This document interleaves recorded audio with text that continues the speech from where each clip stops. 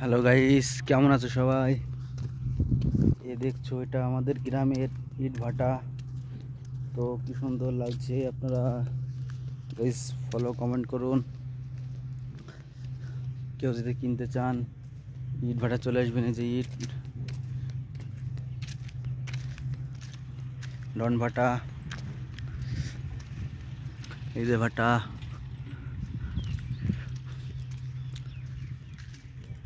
কত সুন্দর গাইস।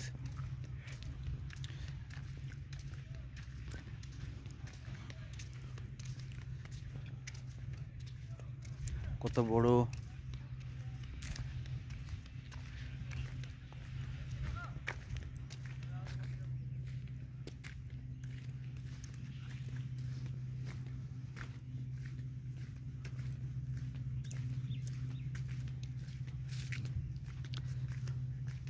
ইট।